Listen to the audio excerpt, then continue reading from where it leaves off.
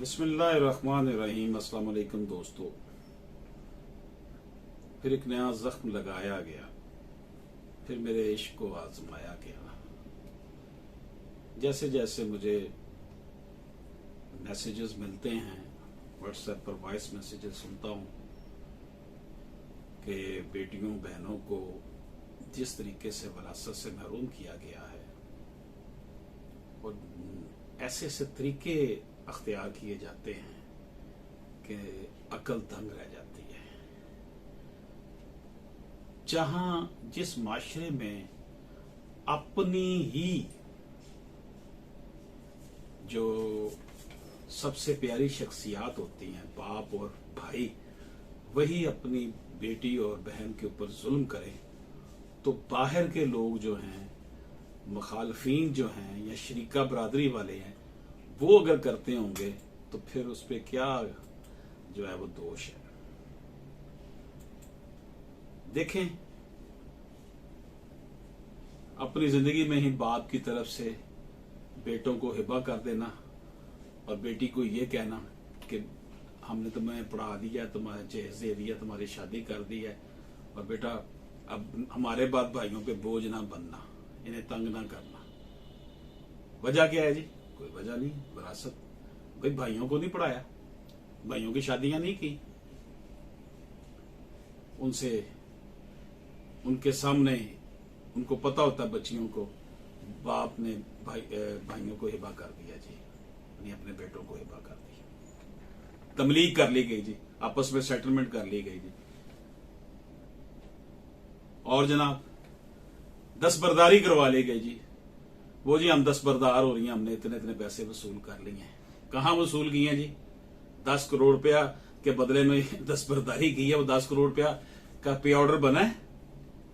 Cash credit हुआ है कोई अकाउंट में? कहीं बह कर ली गई है जी, ये जमीन बह हो गई है जी। न जाने कैसे कैसे अंदाज तरीके अडॉप्ट किए हुए हैं हमारी सोसाइटी ने। मैन डोमिनेटेड सोसाइटी, हिंदुओं के अंडर जिंदगी गुजारने वाली सोसाइटी। इस हिंदुस्तान में तो 1000 साल मुसलमानों ने हुकूमत की है। तर्जे माशरत में कोई तो तब्दीली आनी चाहिए थी। इंसान को अगर आपने पहचानना है तो उसके आपने जो मामलात हैं उसमें देखना होता है। नमाज रोजा वो अपने लिए कर रहा है, दूसरों को कितना नुकसान पहुंचा रहा है, और यहां पर आगाज ही अपनी बेटियों बहनों से होता है। पाकिस्तान की 70% लिटिगेशन इसी चीज पे बेस करती है कि जो हकदार है उसको डिप्राइव कर दिया गया है और ना हक लोगों को जो है ना वो हिस्सा दे दिया गया। ये चीज जो है इतनी खतरनाक है, इतनी अफसोसनाक है कि इस हवाले से हमारी सोसाइटी जो है वो आप समझ लें कि 1450 साल पहले नबी पाक सल्लल्लाहु अलैहि वसल्लम ने जो निजाम दिया था, जिस तरीके से बेटियों को जीने का हक दिया था, खवातीन को विरासत में हक दिया, मां के कदमों तले जन्नत का करार दे दिया गया, इतनी रिफतें अता की। अब क्या हो रहा है 1450 साल बाद? दोस्तों, मैंने हमेशा आपके सामने, मेरी बेटियों बहनों, हमेशा आपके सामने उम्मीद की बात की है। कभी भी मैं नाउम्मीद नहीं हुआ अपने रब से। इंशाल्लाह हालात बदलेंगे। मैंने कुछ अरसा पहले एक नज़म लिखी थी, आजाद सी नज़म है, पता नहीं वो नज़म है भी या नहीं, मुझे तो शायरी करनी नहीं आती। अपनी बच्चियों बेटियों बहनों के हालात को देखकर इस दुख को मैंने बयान, कर्ब को सिर्फ मैं आपको अपने अल्फाज बताना चाहता हूं कि मेरे अंदर इस हवाले से कितना कर्ब है। सुनिएगा आप भी, शेयर कर रहा हूं आपके साथ भी। मैं आदम की नस्ल ही में हूं, मुझे मां बेटी बहन बीवी के मनसब पर बिठाया जाता है, लेकिन मेरे वजूद में आने पर अब भी नोहा खानी होती है। घर में बेगानी मुझे कहा जाता है। बेटों की निस्बत कम प्यार किया जाता है, हत्ता के तालीम और खुराक में भी बेटों की निस्बत इम्तियाज बरता जाता है। मां बनती हूं तो मेरे पांव तले जन्नत आ जाती है, पर मेरे वजूद को यहां भी नहीं माना जाता। बोझ हूं मां बाप पर, भाइयों की गैरत का इम्तिहान, माशरे में बुराई का निशान, हर वक्त तुराहे पे हूं। मैं वो जिसका ना आज अपना है ना कल अपना था, अक्ले नाकस और फसाद की जड़ समझते हैं। मेरे लिए रब और रसूलों के कहे अल्फाज किताबों की जीनत बने हैं। मेरा वजूद है मुअल्लिक, ना मैं आसमां पे हूं और ना जमीन पे हूं। मुझे जिंदा कब्र में उतारते थे, मुझे जिंदा कब्र में उतारते थे। आपको पता है जिंदा दरगोर किया करते थे इस्लाम से पहले। अब कब्र की जरूरत ही नहीं। समाज के तबकों के ताने ही काफी हैं मौत के लिए। शुक्र है रब पाक, तुमने मुझे मौत से महरूम नहीं रखा।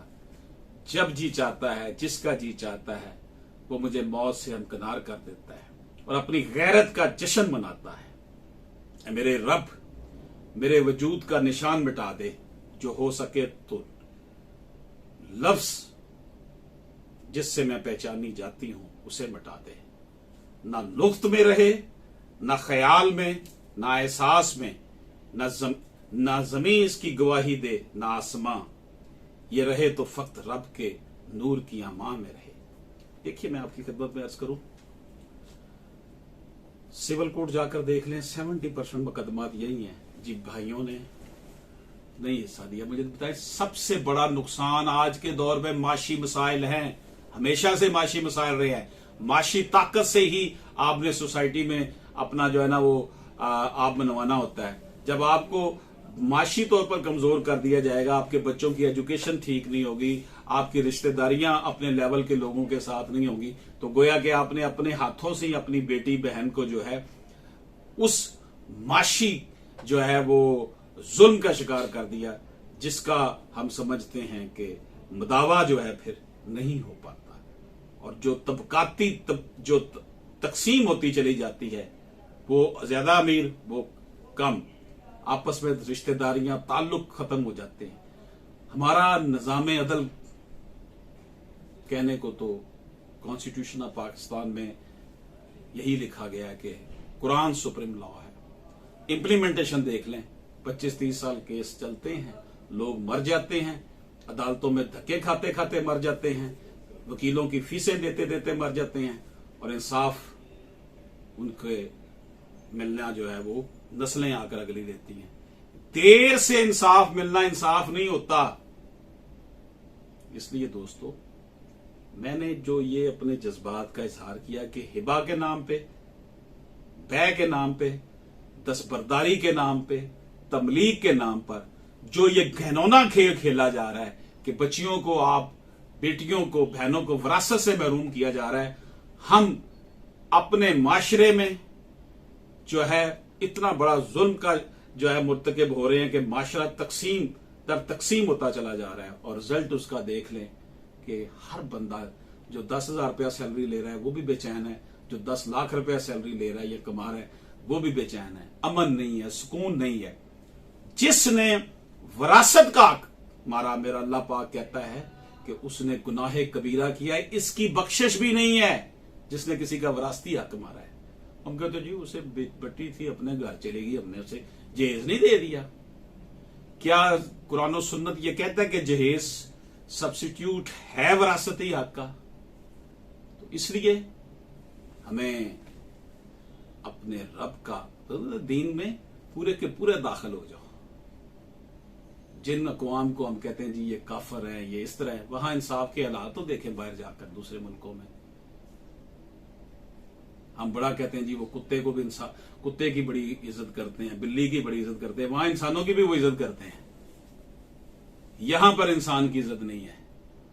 अशराफिया, इसे तो अशराफिया कहने नहीं चाहिए, तो डाकू हैं, लुटेरे हैं यहां पर जो 75 सालों से इस मुल्क का बेड़ा गर्क किए हुए हैं। इसलिए ये सारे दुख कर्ब हमारे सामने हैं, लेकिन अपने अल्लाह पर मुकम्मल यकीन रखना है, जंग लड़नी है, अपने हिस्से के लिए आपने आगे बढ़ना है, आवाज उठानी है, कोई मसला नहीं है।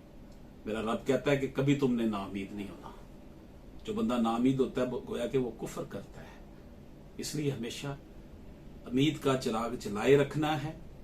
आप अपने हक के लिए जब आवाज उठाएंगे तो दूसरी बेटियां बहनें जो हैं वो भी जो है वो अपने हिस्से के हसूल के लिए मैदान अमल में कूदेंगी। और इंशाअल्लाह ताला एक दिन आएगा कि हमारे मुल्क में ऐसा सिस्टम डेवलप हो जाएगा कि जो भी शख्स बेटी बहन का हिस्सा उससे मारेगा उसको करार वाकई सजा मिलेगी। कानून बने हुए हैं, 10 साल कैद है किसी को हिस्सा जो है उसका विरासती ना देना। लेकिन यहां पर हिस्सा वसूल अपना हिस्सा लेने के लिए आपके पास बहुत ज्यादा पैसा वकीलों को देने के लिए चाहिए, या उनसे जनाब छीनने के लिए आपको कोई माफिया चाहिए। इस तरह निजाम नहीं चला करते।